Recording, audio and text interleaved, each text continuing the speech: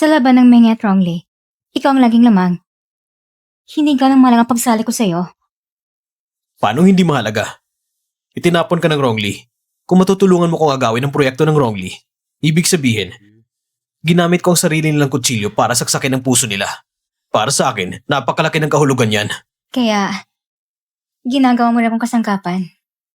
Galit ka ba? Gusto mo kong ipalaban sa dati kong kumpanya? Kung ganon, kailangan kong suruin. Kung may kakaya si Mr. He, may pagtanggol ako. Kung mag-isa, syempre hindi ko mangangahas. Pero kung handa si Director Wen na maging strategist ko, kung tutulungan mo ko magplano, handa ako sumugal ng todo. Sabihin mo ng diretsyo kung ano gusto mong sabihin. May inilabas na VR game ang IUA technology. Kaya gusto mo kong humawak nito. Interesado rin dito si Jiang Xingyan. Kapag nakuha ito ng Wrongly, tsak na si Yao Man ang mamamahala. In advance, sana maging maayos ang ating pagtutulungan.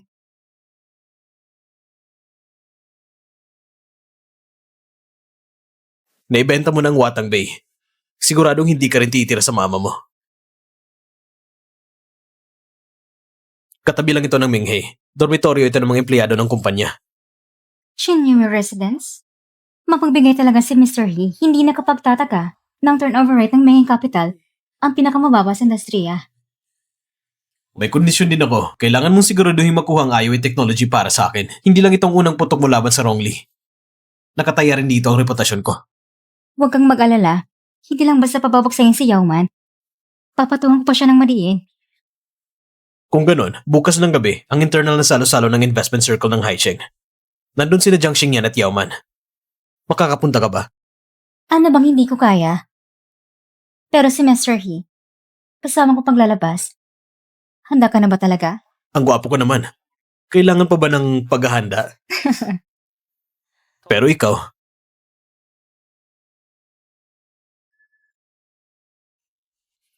ayusin mong itsura mo ng maganda bukas. Huwag mo ko ipahiya.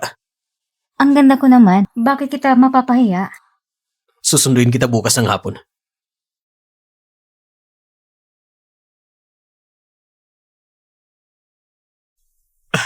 Magandang araw, Miss Wen. Ako si Shanghai mula sa Chishu One Headhunting Company. May ilang kumpanya na nakipag-unayan sa akin. Lahat sila gusto makipag-usap sa'yo. Interesado ka ba? Hindi na, nakahanap ako ng ibang trabaho. Pwede mo bang sabihin kung saang kumpanya yon? Pakiusap, Mr. Zhang. Iparating mo na lang. Gusto nilang lumuya ako sa investment circle. Kung hindi pwede sa pwersa, subukan sa lambing. Pero si Wenruan, tikas na matigas ang ulo. Gusto mo lang malinaw na tubig. Paalis na ako.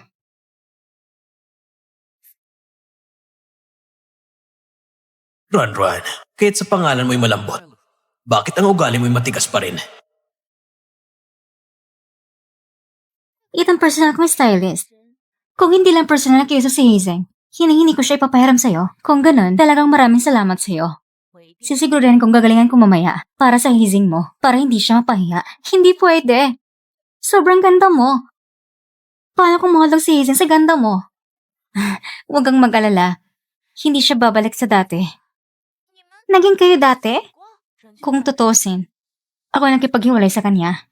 Kung ganun, bakit ka pa niya pinapapunta sa Menghe? Dahil ang kaaway ng kaaway ay kaibigan. Naalala ko na. Ang asawa ngayon ni Yao Man ay ang dati mong nobyo. Hindi lang ito, dahil hindi niya ito inamin. Matagal ko lang hinigo sa si Yao Man. Ate, ipakita mo lang yung pinakamahusay ng galing. Ngayong gabi, si Wenruan ay dapat maging pinakamaganda sa lahat. Walang problema.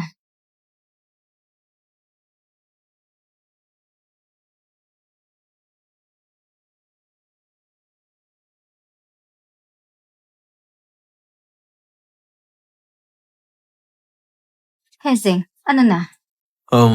Umikot ka nga sandali.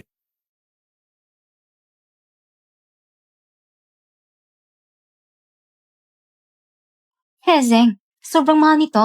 Hindi ko pwedeng tanggapin.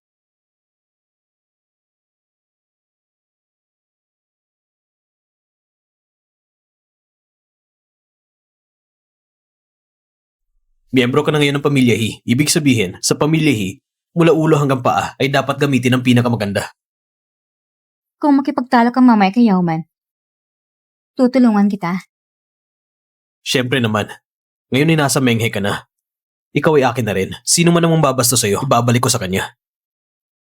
Handa ka na ba? Maligayang bata sa binibini Yao at Director Zhang. Maligayang bagong kasal. Ngunit si Hizeng hanggang ngayon ay wala pa rin. Siguro natakot siyang dumating. At si Wenruan, hindi rin alam kung nasaan. Matagal niya pinapagalit ang Rongli. Sino pa sa Haisheng ang magtatangkang tumulong sa kanya? Dahil kinuha niya ang pera ng pamilya Yao, natural lang na lumayo siya. Mga ginot-ginang, ngayong gabi isang ingranding pagtitipon ng Haisheng Investment Circle. Huwag nating hayaan ang kaunting gulo sa loob ng Rongli ay makaka-epekto sa kasiyahan ng lahat. Cheers! Cheers! Oh, ang saya naman dito. Sino nagsabing natatakot si Hizeng? Bakit siya nandito? At sino bang babaeng kasama niya? Si Wenruan? Ikaw nag-imbita sa kanya?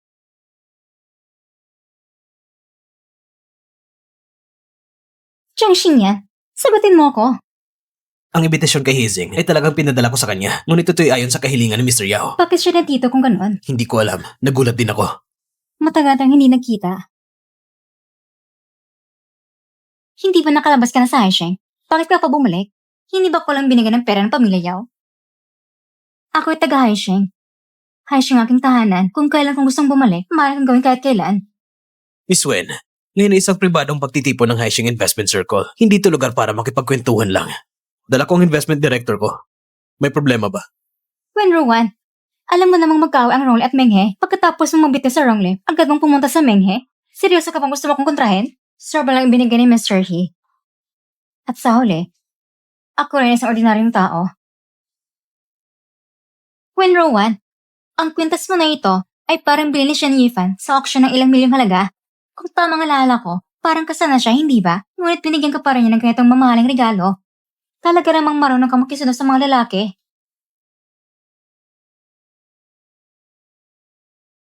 Hindi ba maayos ang pandinig mo? Nagkaroon na rin ng problema ang mata mo, di ba? Ang kwentas na ito ay pinakuha ko kay Shen Yifan. Kung muli kang kikilos na parang aso, kung puro kagat ng walang basehan na lalabas sa bibig mo, tatawagan ko ngayon si Yahweh para humanap siya ng mas maraming espesyalista para sa'yo. Ayon sa sinabi ni Hizeng, nagkasaktan nun si Miss Yao? Sabi nila, bipolar disorder daw at sa Amerika siya nagpapagamot. Isang buwan na hindi kita nakita. Lalo kang naging magaling nga. Pati isang lalaking kasing husay ni Hizeng, nakuha mo na rin. Nang sa Victory Banquet, pinagtanggol ka niya. Sa Chelsea Games, pinagtanggol ka rin niya. Ipinagtatagol ka pa rin niya. Kailan mo kayong dalawa nagkaroon ng kayong anuman? Tama na yan. Yauman, kung sa pangpangakit lang, bago ang college entrance exam, nagipag-check-in ka sa hotel kasama ang lalaki at na mismo ang exam. Nag-aral ka sa abroad, palagi mong sinusuportahan ang basurang lalaki hanggang sa iniwan ka rin niya. At sa huli, bumalik kang luhaan at kahiyahiya. Mabuti na lang at mapagbigay si President Jiang para lang makakapit sa pamilyang Yao na parang malaking puno. Nagpakababa siya na parang aso sa loob ng maraming tao. Palaging nagpapakasipsip. Grabe, ang lala pala nito. Talagang hindi simple ang high society. Hindi ba sinabing sobrang higpit ng confidentiality ng pamilya Yao? Bakit alam ni Hizing ang lahat? President He, sa ganitong pampublikong lugar, ganito mo ba pinapahiya ang isang babae? Hindi ba't sobra na yan? Sobra? Eh yung asawa mo, matagal nang gumagawa ng chismis laban kay Wenruan. Hindi ba yun sobra? O sadyang makakalimutin si President Jiang at nakalimutan na kung paano yung binuli online si Wenruan, mapagbigay si Wenruan at hindi na kayo pinatulan. Pero ako, makitid ang dibdib ko at hindi ako nagpapalampas ng kahit anong galit. Sino man ang umupi sa kanya, tatapusin ko kayo.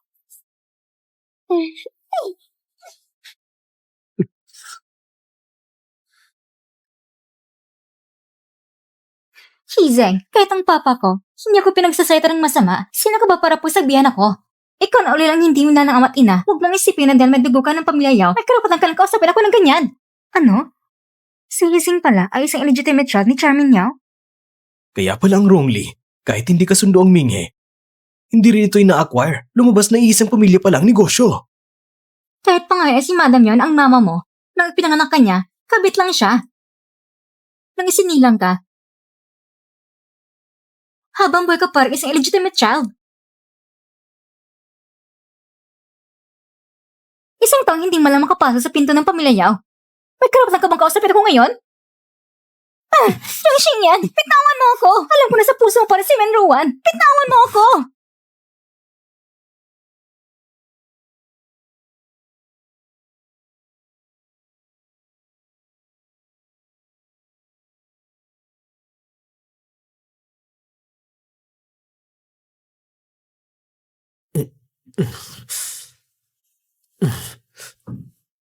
Huh?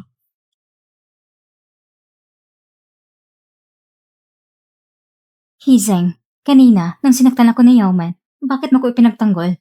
At nang gumawa siya ng chismis tungkol sa akin, bakit mo ibinunyag nakaraan niya? Hindi ka ba natatakot na gantihan ka niya? Nag-aalala ka ba na kapag nalugi yung kumpanya, mawawalan ka ng trabaho? O talaga nag-aalala ka para sa akin? Pareho.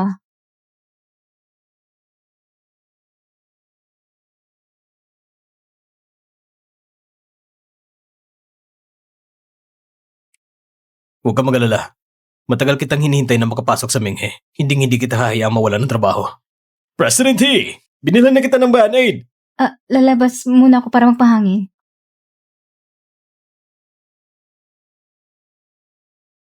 President Jiang, kung ang pakay mo ay magpalipas ng oras, iminumungkay kung magpalit ka ng lugar para hindi ka makita ng asawa mo at muli naman ako i-cyberbully. Nung binato ni Yauman ng baso si Hizeng, gusto mo siyang harangin?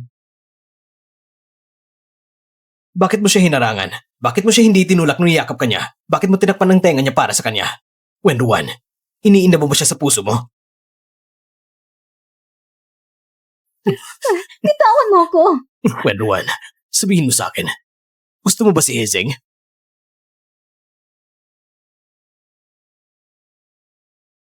Ang pribado ng tanong na to, saan ang karapatan mo kung tinatanong? Dating katrabaho? Dating boss? O dating kasintahan? Pasensya na. Jiang Xingyan, sinabi ko na sa'yo. Kapag pumili ka na, huwag ka na magsisi. Hindi mabuting tao si Hizeng! Hindi siya karapat-dapat na pangalagaan mo ng buong buhay. Hindi siya mabuting tao? At ikaw, ano ka bang klaseng tao? Jiang Xingyan, gawin mo lang ng maayos ng pagiging sunod-sunuran mong aso. Hindi mo kailangan makialam sa buhay ko.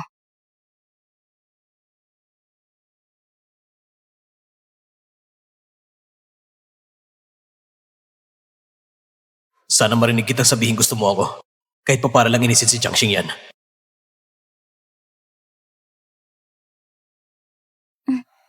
Tumayo ka ng maayos. Likod ang may sugat, hindi ang paa mo.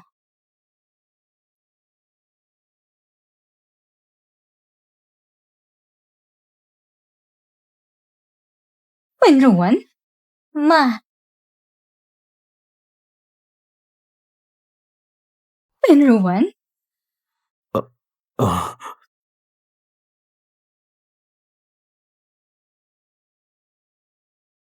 Ito si Hizeng, ang boss ko. Ikaw ngayong dati, na batang lalaking maga nakipaglandian kay Wenruan, hindi ba? oo. Tita, talagang matalas pa rin ang alaala ninyo. Bakit hindi ka pa rin tumitigil? Bakit kinugulo mo pa siya? Kami ngayon ay empleyado at boss ang relasyon. Nasugat ang likod niya, kaya hinatid ko lang siya pa uwi. Ganun lang kasimple. Ikaw, lumayo ka sa kanya. Director, nandito na po ako. Mukhang hindi ka pa rin pinapatawad ng mama mo. Noon, ako naging rebel at gusto makipagrelasyon ng maaga. Pero palaging iniisip ng mama ko na ikaw ang umakit at naglayo sa akin. Noon pa man. Akong talaga napagbintangan. Bakit mo palim na binago ang pinili mong kurso? Dahil hindi naman talaga kita gusto. Ginamit ang kita nung kasama kita para takasan ng mama ko. Kung ganun, pwede mo naman akong gamitin palagi. Hindi na kailangan. Wenruan, dahil ginamit mo na ako noon, ngayon, nakikiusap ako sa'yo. Pwede mo ba akong gamitin muli kahit isang beses lang?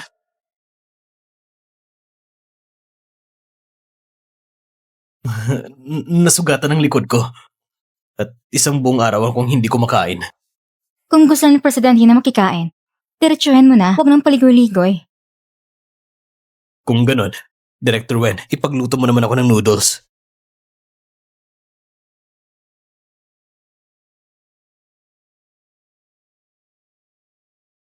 Parang sumakit ulit ang likod ko. May gamot ba kayo sa bahay? Sa bahay ko? Sapat na bang kakatingin mo sa harap? Hindi ba sa likod ng sugat mo? Humarap ka sa kabila. Oh, sige.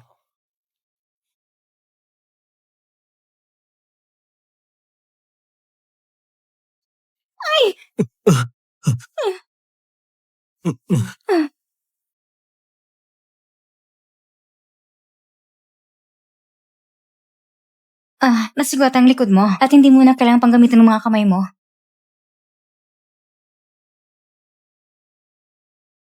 Kung ganyan ka, pakiramdam ko yung minumoleste mo ako. Kung sakali na minumulesti talaga kita.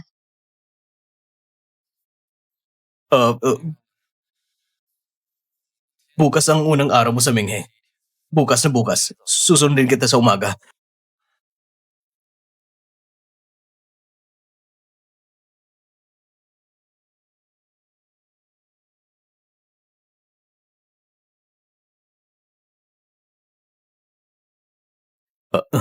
Magandang umaga. Magandang umaga. President He, magandang usap mo ngayon na. Kahapon, nasugatan ng likod ko. Kaya medyo binuksan ko ang polo ko. Pero huwag kang mag-alala, hindi kita gagawa ng kung ano man. Alam ko, natakot lang ako kung ano gusto kong gawin sa'yo. Tara na. Umalis na si Shenwei. Walang napupulang posisyon niya. Ngayon tingnan mo, parang hinihintay lang si Wenruan. Huwag mong sabihin yan. Ayon sa patakaran ng kumpanya, ang director ay dapat internal hire. Sa tingin ko, si Deputy Director Zhu ang tunay na karapat-dapat na bagong director ng Fifth Department. Ayon sa patakaran, ganun nga. Pero si Wenruan, taong sumusunod ba siya sa patakaran? Na?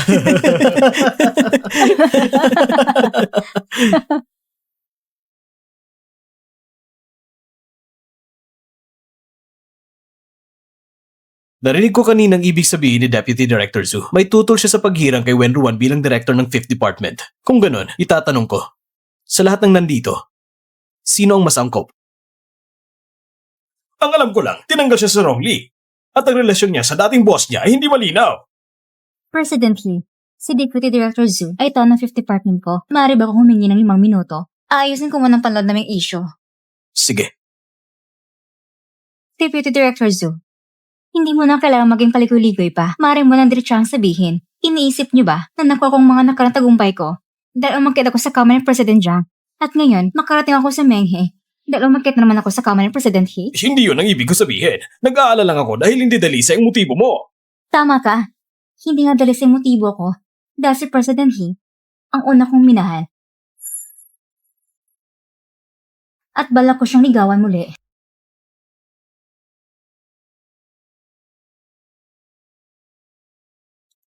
Noon, napagkamalan kong pag-ibig ang utang na loob ko kay Jiang Shengyan. Pero minahal ko palagi ay si President He. Pagkatapos ng victory banquet ng Rongle, naging single ako. Pero dahil sinira niya ang reputasyon ko, hindi ko siya nilakas ng ligawang hanggang matapos ang cocktail party kagabi. Napagtanto ko na hindi ko pa rin mapigilan ang sarili ko. Kaya tinanong ko si President He kung maaari ba kong bigyan ng pagkakataon. Kung makakuha naman ng IUE technology, pumayag na si President He na hayaan kong ligawan siya muli. Sige, tinutupad ko mga sinasabi ko. Basta makuha mo ang IoT technology, papayagan kitang ligawan ako. Sumama ka sa akin sa opisina. Hindi ba ako nagkamali ng dinig? Totoo ba yun? Oo nga. Bitawan mo ako! Hey, Zeng! Hey, Zeng! Pwede bang kumalma ka muna? Ano ba talagang kinakagalit mo?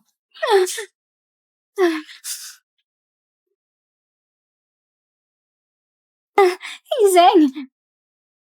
Gusto mo ba ako? Oo. Gusto kita. Kaya ayoko makita na sinisiraan ka ng iba. At lalong ayokong para lang patahimikin ng mga tao sa kumpanya. Ay ibababa mo ang sarili mo. At sabihin mong ikaw manliligaw sa akin. Wala akong pakialam. Wala kang pakialam. Pinapunta kita dito sa Menghe. Hindi para magtiis ka ng pang-aapi. Nasaan ang pulang tali mo? Matagal ko na yung sinusot kaya niligpit ko muna. Hey, Zeng, hindi malinis ang puso mo. Hindi ako nakipagrelasyon sa lalaking mga katulad mo. Nakalimutan mo na ba na ikaw nagbigay sa akin ng pulang taling ito kasama ang lihim ng paghingi ng tawad? Ako ang nagbigay sa'yo? Ang liham na yon, ako mismo nagpadala sa'yo. Bakit hindi ko maalala may pulang tali? Pero noon, sa katawan mo mismo, lubos ako interesado. Kaya kung hindi ka tutol, bago bumalik ang white moonlight mo para hanapin ka, subukating makasama ng walang emosyon. Anong ibig mong sabihin? Gusto mo lang ba akong katabi sa kama pero ayaw mo makipagrelasyon sa akin? Siyempre, kung hindi mo matanggap yon, pwede kong pahiran lang ang gamot ng likod mo. Pero kung tatanggapin mo, Maghintay ka sa bahay ngayong gabi.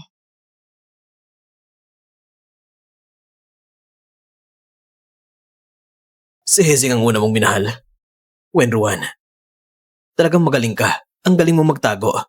Akala ko akong una mong minahal. Pareho lang tayo. Magaling ka rin, Mr. Jiang. Kala ko rin, akong una mong minahal. Napagkamalan mong pag-ibig ang utang na loob mo sa akin. Wenruan, hindi mo naman talaga yung nararamdaman, di ba? Siyempre, totoong sinasabi ko. Ano? Ikaw lang pwede may kakayahan? Bawal ako? Wenruan, ako nagturo sa'yo mula umpisa. Hindi mo ako maluloko. Ginagawa mo ito dahil tinutulungan ka ni Hezing. Gusto mo lang siyang ipagtanggol. Pero hindi ka dapat madamay. Walang mabuting tao sa pamilya Yao. Hindi rin exception si Hezing. Mr. Jiang, hindi ba kalahati ka ng tagayaw? Bakit sa panginsulto mo, pati sarili mo nadamay? Bakit parang nasaktan ka nang magitin ko si Hezing?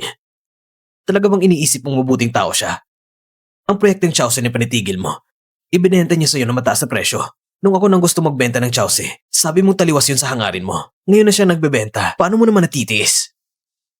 Kung dumating ka ngayon ng hindi imbitado, para sira ang relasyon namin ni Hezing, baka ikaw nagsisi. Sa ngayon, sobrang mahal ko si Hezing. Kaya ano man gawin niya, kaya kong tiisin. Alam kong ako may kasalanan sa'yo. Pero humingi na ako ng tawad. Ano pa bang gusto mo para tumigil ang galit mo? Ang gusto ko, hindi mo kayang ibigay. Anong gusto mo? Gusto kong makipagtulog kay Hezing. Hindi kayo magkatulad, kaya hindi mo ako matutulungan.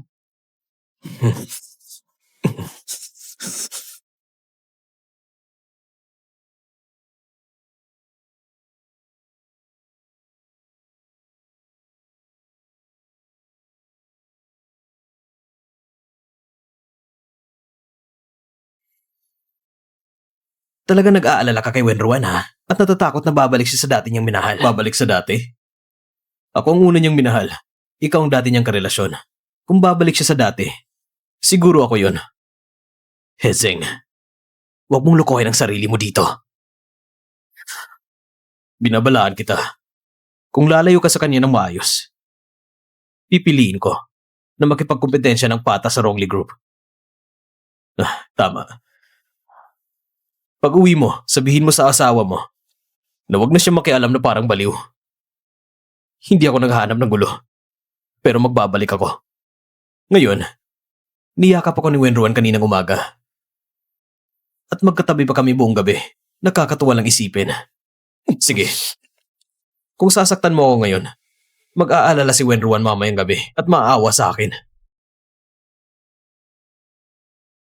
3 taon na nakalipas, pinahinto na siya ng UA ang lahat ng proyekto ng venture capital. Ang dahilan, siguro malalaman lang kapag nakita niya mismo siya. Kanina, nabigla ako sa harap ni Jiang Xingyan. Ang sakit nun ah. Kailangan ko ng halik. Saan ka tinamaan?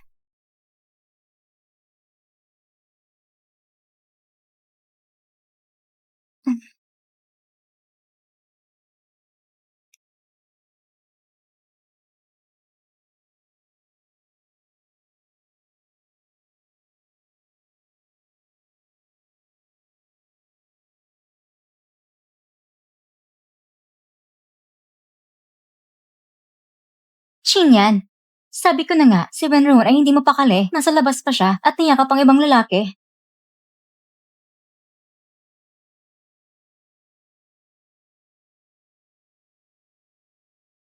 Talagang gusto ni Miss Yao na maglabas ng ingay gamit ng bibig. Tungkol sa pagiging maayos, nung kolehiyo pa lang, hindi siya marunong sa relasyon sa lalaki. Pagdating sa ibang bansa, naging kaisa ng iba at siya pang iniwan. Kung pag-uusapan ng pagiging maayos, sino pa ba ang hihigit sa iyo sa pagiging tahimik? Wenruan, ang galing mong humanap ha. Nagawa pang gawin sandigan si Hezing. Hindi ako naghahanap ng sandigan. Katulad ako ni President Jiang. Pagkatapos makipaghiwalay, hinahanap ang tunay na pag-ibig at ipinagpatuloy ang relasyon sa unang minamahal. Ibig mong sabihin, si Hezing ang una mong minamahal. Hindi mo ba alam? Nang magtanghalian kami ni President Jiang kanina, nasabi ko na sa kanya, hindi ba yan sinasabi sa'yo? Miss Gao, pagtayad mga asawa mo, talagang marami siyang naidulot na abala sa akin. Hinaharang niya ako sa mga handaan at inaayap akong kumain. Palagi niyang pinipilit na lumayo ako kay Hezing. Hindi ko rin alam kung anong ibig sabihin ni President Jiang. Matagal na kami naghiwalay. Ako si Hezing ay maayos ang relasyon ngayon. Kaya nakikiusap ako sa'yo, Miss Yao. Pakibantay mo mabuti ang asawa mo. Malapit ang oras. Tara na. Jiangxing yan. May bomba ba si Wenron sa puso mo? Masakit na ba ang kamay mo?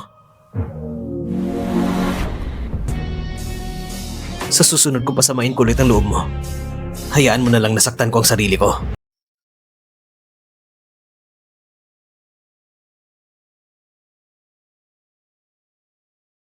Pupunta ako sa Rongsheng. Sa universidad niyo ni Jiangxing yan? Sigurado ka bang pupunta ka para hanapin siya? Wala si Jiangxing Yu sa kumpanya. Nasa Rongsheng siya. Paano mo nalaman? Noong anniversary ng paralan, 2 taon na nakalipas, bumalik kami ni Jiangxing sa aming alma mater. Noon, tumalik kami sa isang homestay. Ang may-ari ng homestay ay si Jiangxing Yu Wei. Hindi binanggit ni Yaoman ang tungkol sa kontrata kanina. Ibig sabihin, wala talaga si Jiangxing Yu sa kumpanya. Kapag nalaman to ni Jiangxing yan, siyak na pupunta siya raw magdamag. Ano naman bang problema mo? Naaalala mo pa ang homestay na tinuluan niyo 2 taon nang nakalipas? Basta may kinalaman kay Jiangxing yan, sobrang linaw ng alaala mo. 3 taon na tayong magkasama. Kaya magagandang alaala tayo. Hindi ba normal lang yon? 3 taon lang naman. Malakas pang katawan ko. Marami pa tayong taon na pwedeng pagdaanan. Huwag kang mag-alala. Hindi ako babalik sa dating pag-ibig. Hindi ba't ako rin ang dati mong pag-ibig? Ang sakit. Asal ka ba?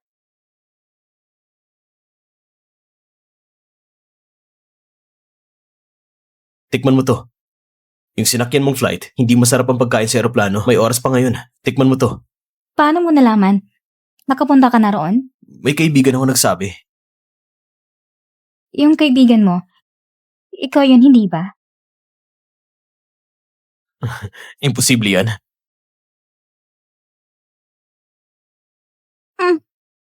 Ang init.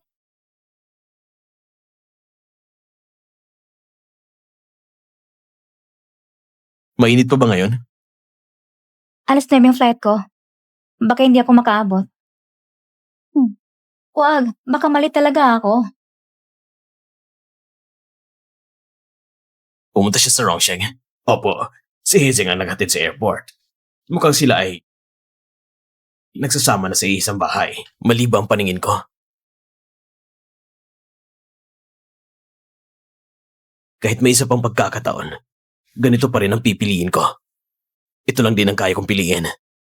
Winner 1, kapag lumabas na ang skandalo mo, siya at nadidistansya si Hazen sa'yo. Gusto mo bang tikman si Winner 1? Bibigyan kita ng pagkakataon.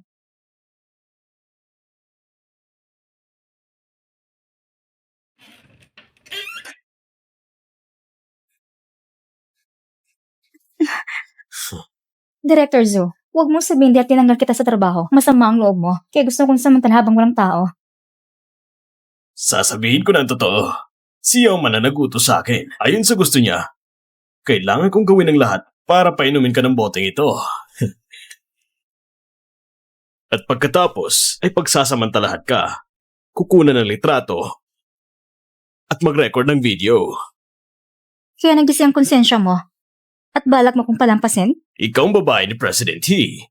Kung pinilit kita, paano niyo ko palalampasin?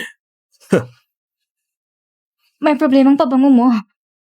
Pero kung ikaw ang kusang lalapit, hindi mo na ako masisisi. Ha? Pinapayuhan kita. Lumayas ka na ngayon. May oras ka pa. Ayoko mahirapan ka.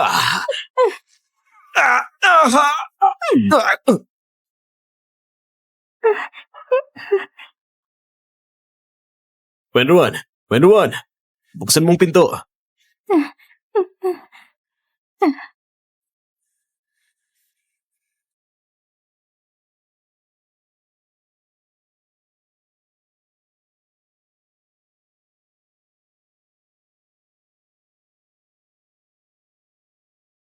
May dumating ba kanina? Mamaya ko na sasabihin sa'yo.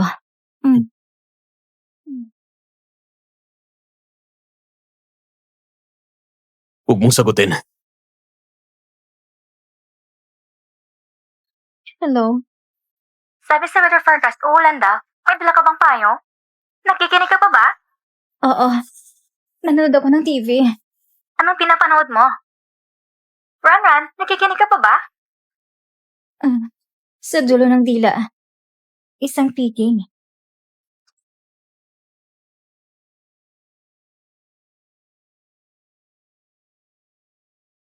Si Yaman ba nagutos na lagyan ka ng gamot?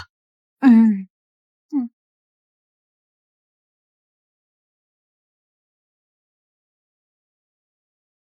Pabango lang yun. Ang tunay na kakaakit ay ikaw.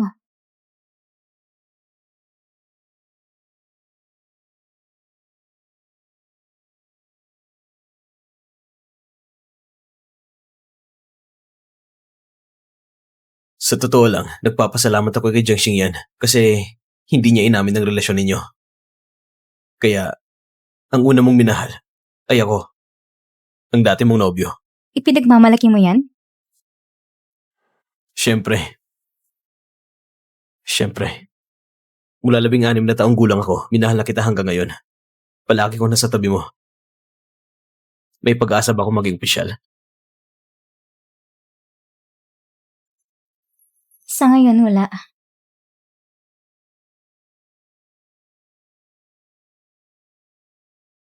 Hindi mo na isusot ang bigay ng white moonlight mo?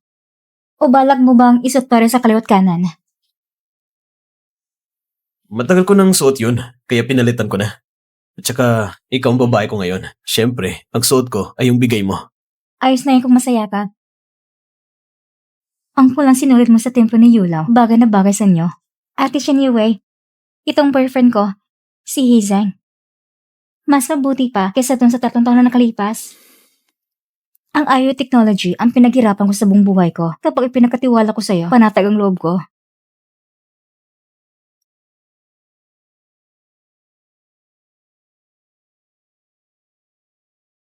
Ano na ba ngayon? Kahit sinong aso pwede na pumasok sa pamilya Yao?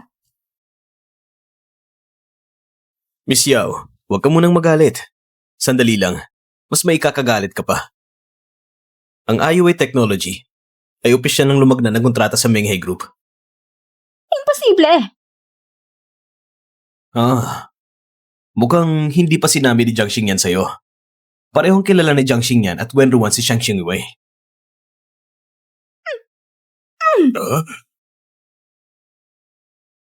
Si Manman ang tunay mong ate. Hindi mo naman pwedeng kakampi ang mga tagalabas para apihin siya. Tungkol naman kay Wen Ruan, tanggalin mo na siya.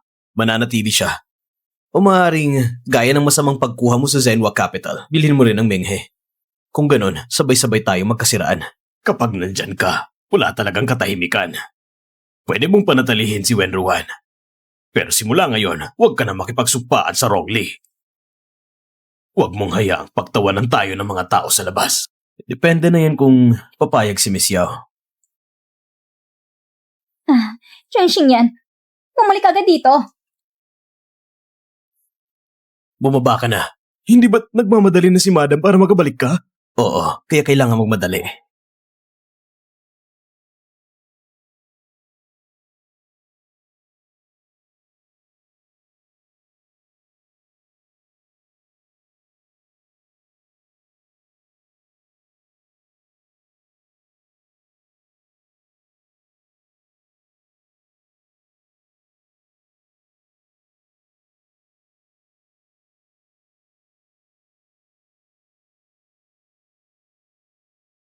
Naaksidente si Jiang Xingyan. Masamang balik sa masama. Masaya ka ba? Siyempre, natalo si Yaoman. Tsak na mababaliw siya. Sa ganitong oras, kung bibigyan ko pa sila ng malaking proyekto, isang bagsak, patay agad. Ang Changjun Biotech. Talagang kilala mo ako. Sabi na insider information ko, malapit na sumama ang Changjung Biotech. Pinaka-importante sa ima si Yaoman. Sa pagkakataong ito, ipapaya ko siya ng lubusan. Pero ang Changjun Biotech, si Jiang Xingyan ang may hawak sa proyektong yan. Eddie, sabay-sabay lang mamamatay. May bago empleyado pa lang na nagkikipag-away na agad. Kailangan mo pa bang i-report sa akin? Idol ko talaga si Director Wen. Gusto kong maging assistant niya. Hindi pwede. Masyado siyang bata. Hindi ako pumapayag. Pero gusto kong bata. Lumabas muna kayong dalawa. May sasabihin pa ako kay Director Wen.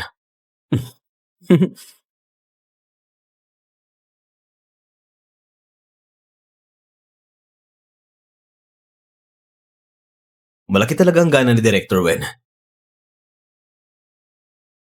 Sa tingin mo ba hindi na ako bata? Kaya hindi ka nabusog? Alam mo ba kung sino siya? Wala akong pakialam kung sino siya. Basta alam ko, hindi siya pwede. Hindi malinis ang intensyon niya sa'yo. Siya ang pinakamayam sa Baisheng, ang batang amo ng Rowan Group. Kahit si Yahweh, kailangan siyang igalang. Datahimik siyang pumasok sa Menghe. Siya na may pakay siya. Pero pagkakataon ko rin ito, Bakit pakiramdam ko, ikaw talaga ang pakay niya? President He, wala ka bang tiwala sa sarili mo?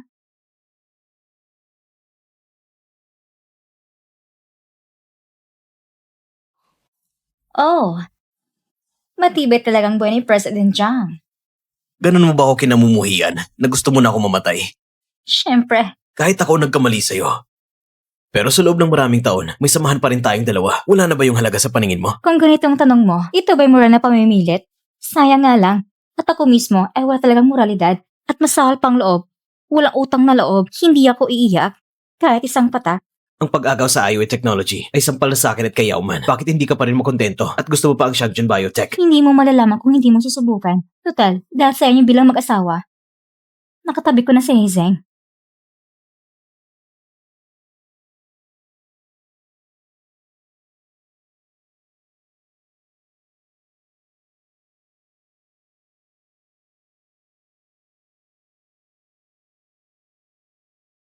Anong ginagawa mo?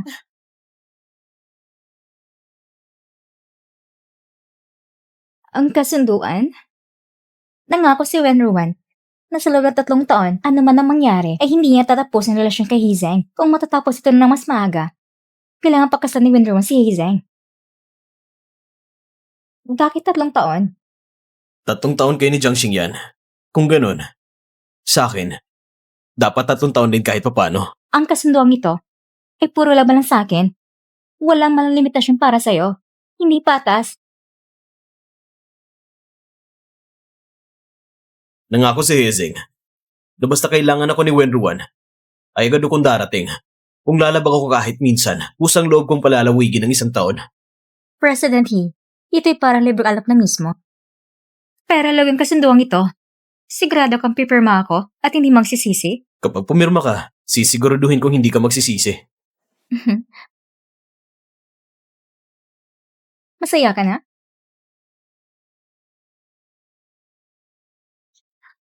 Ang cellphone ko. Hello? Director Juan, plano kong magrenta ng bahay ngayong weekend. May oras ka bang sumama? Wala.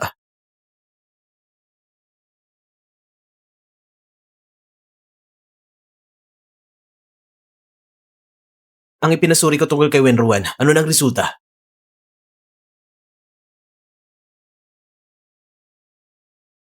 Maglakas loob ang agawan ng Jiangju mula sa Rongli? Wenruan, hindi ba sobrang naman ang yabang mo? Ang paggastos ay lakas ni Binibining Yao. Pero may paalala ako. Kung matalo ka ulit ngayon, ikalawang beses na yon, huwag kang magyabang ng maaga. Sa pananalita ni Miss Wenruan ngayon, tila masyado kang mapanlait. Ang mabuting aso ay hindi humaharang sa daan. Tumabi ka! Sino ang tinatawag mong aso? Ang humaharang ang siyang aso. At kung sino ang sumagot, mas lalo siya magiging aso. Wenruan, ang galing ng paraan sa pag-akit ng lalaki, talagang kahanga-hanga. Hindi dumating si Hezeng, kaya basta ka nalang humanap ng reserba para protektahan ka, no? Ngayon ang babaeng itong mapanlait. Hindi mo man lang siya mapagsabihan? Isinasama mo sa labas ang ganitong baliw na babae? Nahihiya ko para sa'yo. Baliw ka ba? Pati siya sinipa mo? Tara.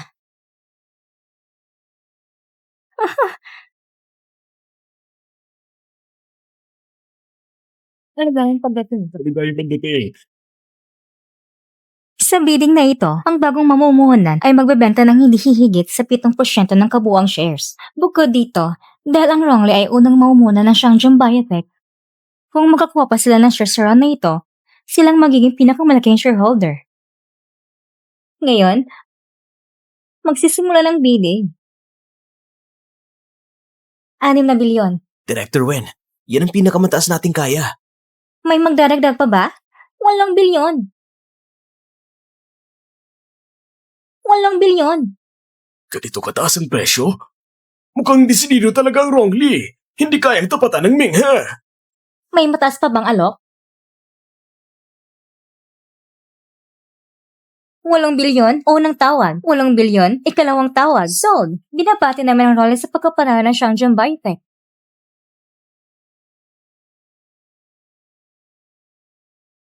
Sinabi ko na sa'yo, hindi ka ganun kamahal ni Hizeng. Hindi niya kailangang gagastusan ka ng ganitong kalaking halaga. Kaya paglabang ka sa akin, hindi ka karapat-dapat. Kung ganun, binabati kita.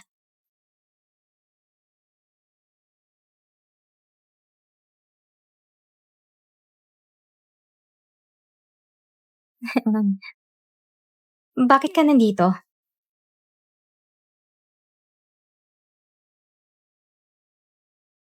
Kumusta? Nagustuhan mo bang pinapakita ko kanina? Sobrang gusto ko.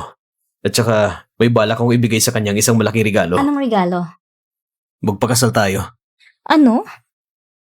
Hindi na magtatagal, sasabog ang Changjun. Para kay Yaoman, kapag nasangkot ang interes, hindi iurong si Yahweh. Bakit ka pa naglalakas na napakasalan ako? Hindi ka ba natatakot na madamay ka sa akin? Hindi ba't ginagamit mo lang naman ako? Kung ganun, aagawin ko rin ang Rongli pabalik. Sabay tayong pumunta sa pamilya Yao at guluhin sila ng todo. May lakas ka ba ng loob?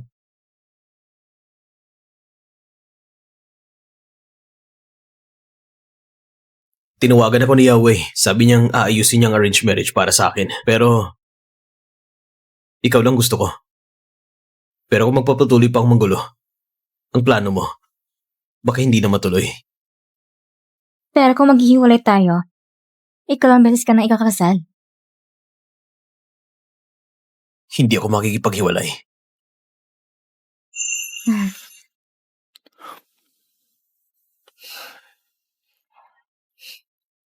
Bakit pakiramdam ko, parang matagal mo na pinaplanuhan ang lahat ng ito? Pwede na ba ako mag-post sa moments ngayon? Baliw ka ba? Kapag nakita ito ng mama ko, tapos tayong dalawa.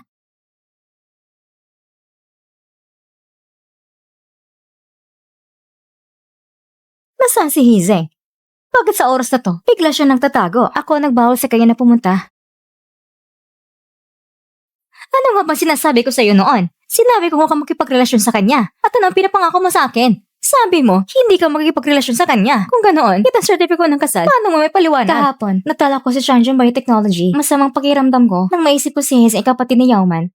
Ang pagkasalan siya ay parang para patulos lang mainis.